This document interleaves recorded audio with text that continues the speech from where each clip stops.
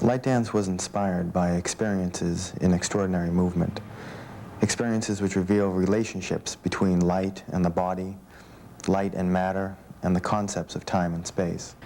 The movement of space, as directed by the movement of my body, is the viewer's experience of light dance.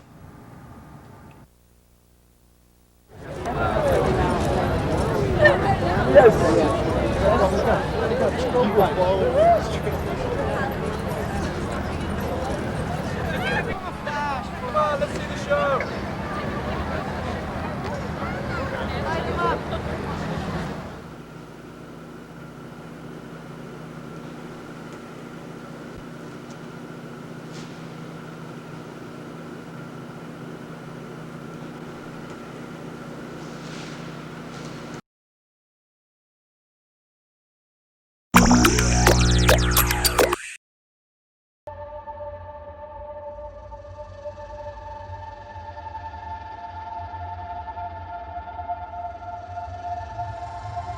The story of how the drone bones came to be known as the Gila Mudmen is a mysterious one.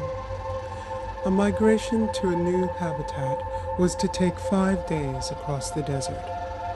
Some say it took 40 years. Some say the journey is not yet complete. Some say the ear in the sky masked its frequencies from them because they were obstinate and wouldn't listen.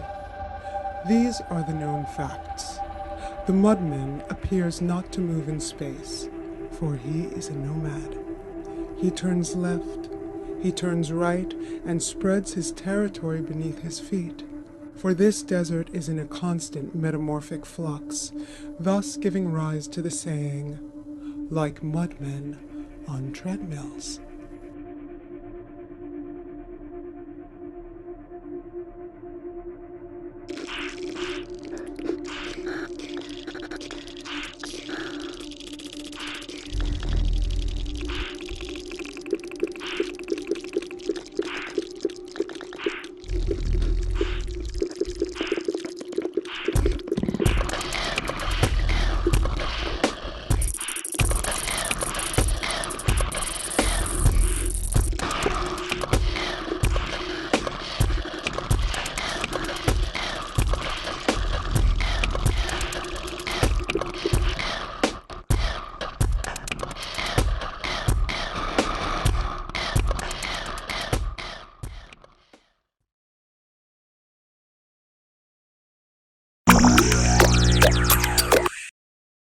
It's a response through the filter of digital and social media and how humans interact, and the relationship between sort of dance and the sort of nuanced, detailed nature of like dance technique, specifically my dance technique on crutches, and then the sort of the political or cultural reversal of me putting my dance on crutches on dancers who don't use crutches.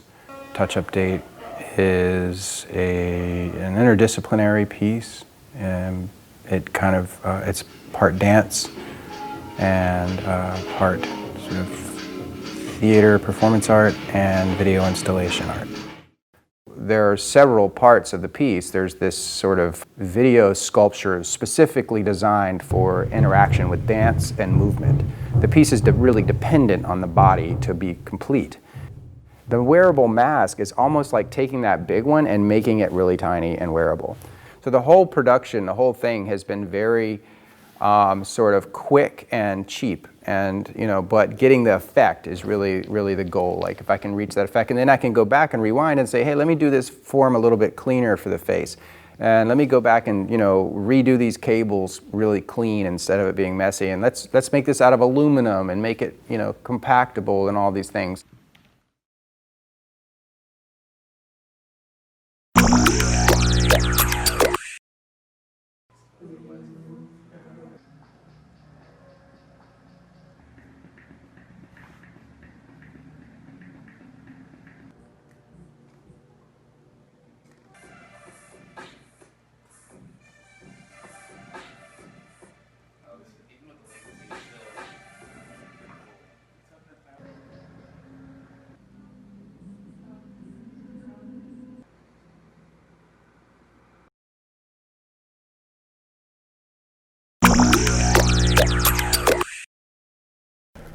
the visual environment is kind of inextricably bound to me, as well as the sonic environment.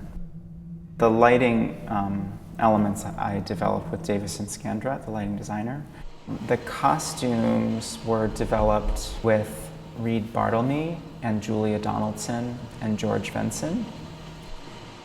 I couldn't have done it without any of them. They're all incredible, incredible artists.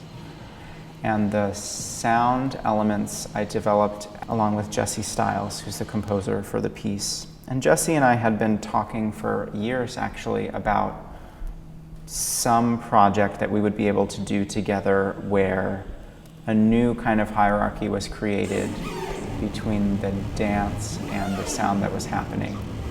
The technology we have available is now, it's possible to kind of create reactive systems where what I'm doing and the music that's happening as a direct result of that can really happen concurrently. We created a system with Connect sensors and with computer software that generates sound out of the movements of my body.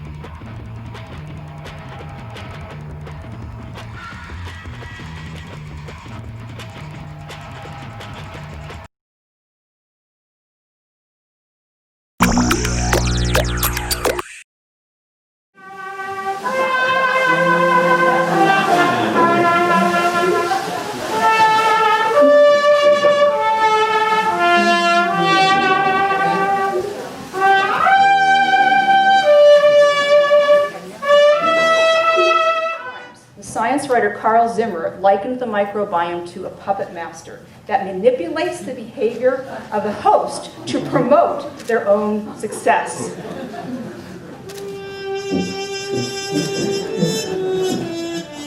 A less palatable treatment is the fecal microbiota transplant, also known as a fecal transplant, which involves transfer of feces from a healthy donor to a recipient who has dysbiosis.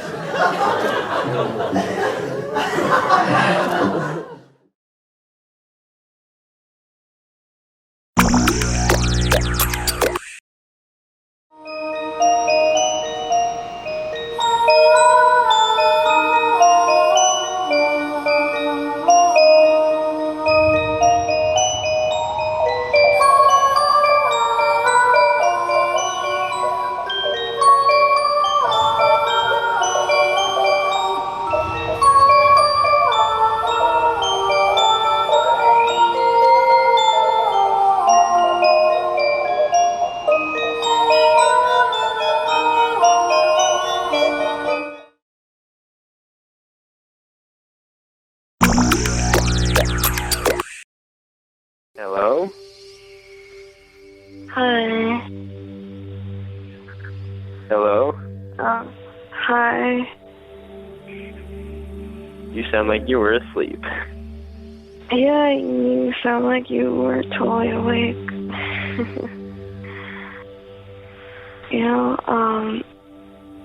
I don't remember what my dream was, but I think I was in a totally different setting.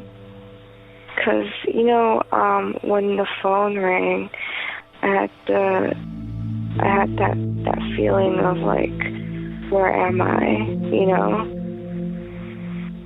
I didn't recognize like my own bedroom for that split second, So, I don't remember like where I was in my dream. I just remember that feeling. I guess like the aftermath of snapping back to reality. I was kind of hoping that I would get one of these calls like a couple of days ago because I had a pretty bad fever. So I was getting these really, really like intense long dreams. In one of them I found out I was some kind of horrible monster created by some evil guy and I was impersonating my own body, but I wasn't real. Jeez. I've had some really vivid dreams. So like I was in like Honduras this summer. I was taking these anti-malarial pills. Apparently they're supposed to give you like really vivid dreams or something. It's like one of the side effects. I had this bike named Sheila, and I had a dream that the guy that was looking after her kind of took her apart and changed her in a way that I couldn't recognize her anymore. And I remember feeling super, super angry, and I wake up like, gasping and like just, I'm like really frightened. But the weird thing is when I went back to the U.S., it actually happened. He actually like did take her apart.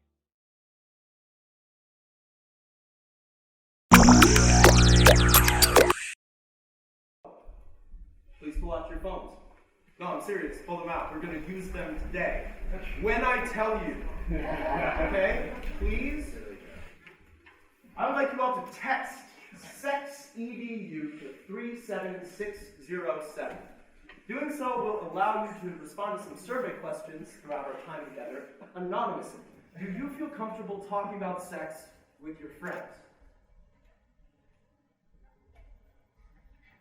Okay, great. It seems like a majority of us feel comfortable with that. It's a great place to start. And hopefully, by the end of today... Is there anything specifically you want to learn today about sexual health? Go ahead and text your answer into 37607.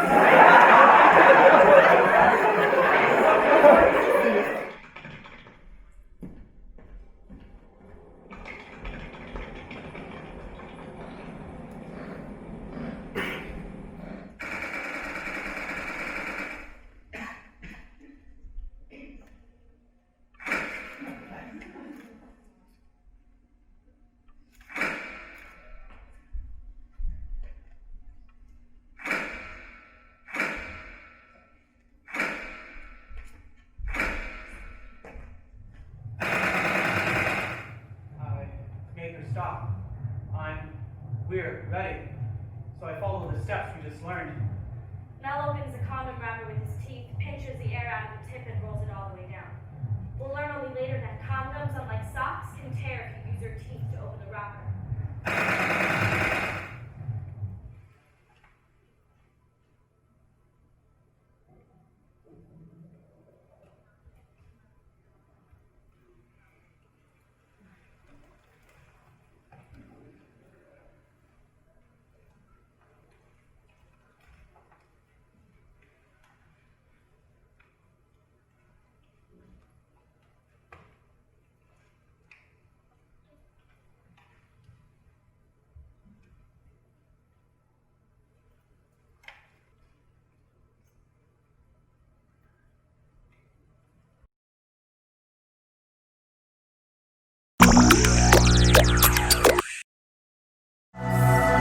I want you to know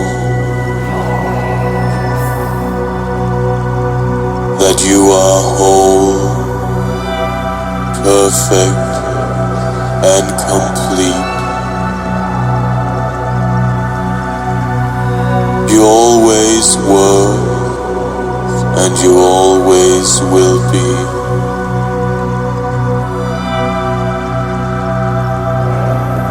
You are exactly where you are supposed to be.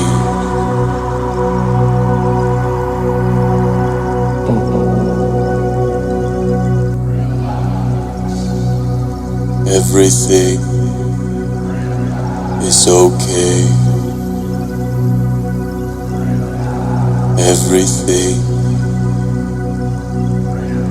is all right.